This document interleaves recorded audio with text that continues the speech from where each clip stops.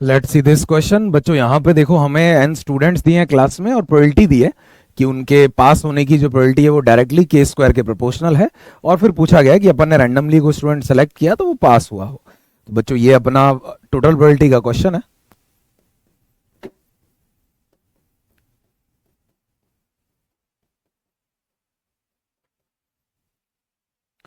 अगर अपन यहाँ पे देखें बच्चों, तो अपने को सबसे पहले देखना होगा, वो प्रोबेबिलिटी तो निकालनी होगी जो के स्क्वायर के प्रोपोर्शनल है। तो बच्चे प्रोबेबिलिटी अपनी लेमडा के स्क्वायर हो जाएगी, है ना, कि के स्टूडेंट्स पास हो रहे हैं, इसकी प्रोबेबिलिटी लेमडा के स्क्वायर हो जाएगी। तो बच्चों अगर आप यहाँ पे ध्यान से देखें तो सिग्मा लेमडा के स्क्वायर जो है ना, जिसपे के 1 से लेकर के एन तक जा सकता है ना। वैसे तो 0 लिखना चाहिए क्योंकि हो सकता है कोई भी पास ना हो।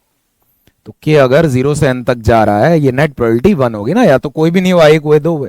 तो बच्चे अगर अपन इसको सम अप करेंगे तो लेमडा बाहर आ जाएगा, सिग्मा के स्क्वायर सब जानते हैं, n N plus one 2n plus one upon 6 हो जाएगा। इस पूरे की वैल्यू 1 दी है, तो लेमडा हो जाएगा आपका 6 upon N, N plus one 2n plus one.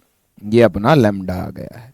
अब अपने को प्रोबेबिलिटी निकालनी कि अपन रैंडमली कोई स्टूडेंट को पिक करें और वो जो है वो पास हुआ हो।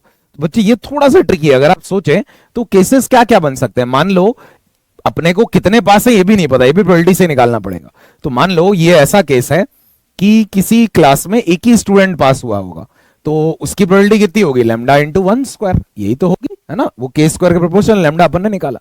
अब क्या प्रोबेबिलिटी में एक स्टूडेंट सेलेक्ट करूं और वो पास हुआ, तो टोटल n है, पास तो एक ही हुए हैं, आप उसी एक को उठाओगे तो इस बात की प्रोबेबिलिटी है। ऐसे ही मान लो केस दूसरा होता, इसमें खास बात है कि अलग अलग केसेस है। लेमडा 2 स्क्वायर का मतलब क्या, मैं दूसरा इंस्टेंस ले रहा हूं जब 2 स्टूडेंट पास हो, उसकी प्रोबेबिलिटी मैंने लिख दी यहाँ पे ना, टोटल प्रोबेबिलिटी ऐसे निकालेंगे। अब इनटू अगर ये वाला केस है तो फिर प्रोबेबिलिटी कि आप पिक करें और वो स्टूडेंट पास हो रहा हो वो 2/n होगी। ऐसे ही आगे से आगे चलता चला जाएगा यार बच्चों ये। तो अगर अपन देखें तो अपन जो चीज निकाल रहे हैं वो क्या होगा, सिग्मा लेमडा के स्क्वायर, है ना, इंटू के बाय एन, जिसका स्क्वायर कर रहे हो वही, क्योंकि अपन पहले प्रोबेबिलिटी निकाल रहे हैं उस केस की, फिर उस केस में जो मैंने स्टूडेंट सेलेक्ट किया उसके पास होने की।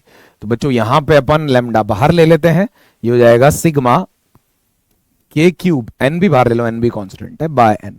अब सबकी वैल्यू रखने का समय आ गया है। लेमडा है अपना 6n n प्लस वन, एक n तो ये ओरिजिनली था और फिर ये मैं दूसरे वाले लिख रहा हूं, तो वो n स्क्वायर ही लिख देता हूं यार बच्चों मैं इसको, है ना। एक n था, ये एक अपन ने लिखा है, n square n plus one 2n plus one, और ये के क्यूब कितना हो जाएगा ये अपन जानते हैं, n N plus one by two का होल स्क्वायर। तो होल स्क्वायर में ये तो 4 हो गया। तो बच्चा एन स्क्वायर से एन स्क्वायर कट रहा है, 3/2 भी आ जाएगा, एक एन प्लस वन ऊपर बच जाएगा, यहाँ पे हो जाएगा अपना 2n plus one, 3n plus one और नीचे 2 इंटू 2n प्लस वन। तो ये अपना आंसर है यार बच्चों, और ये अपना सी में आ रहा है, ठीक है, 3n plus one 2 into 2n plus one. तो बच्चों थोड़ा सा ट्रिकी वे में सोचना था कि पहले केसेस ही अलग अलग है ना, और वो अगर अपन एक बार देख लेते हैं और सोच लेते हैं तो उसके बाद फिर कुछ खास नहीं था कि भाई हर केस के अकॉर्डिंग कितना मैं स्टूडेंट सेलेक्ट करूं और उसके पास होने की फिर प्रोबेबिलिटी निकालनी। तो के ही स्टूडेंट पास हुए तो प्रोबेबिलिटी क्या होगी, मैंने एक स्टूडेंट सेलेक्ट किया और पास हुआ, ओके भाई, है ना। तो ये इजी सा इसका आंसर था यार बच्चों।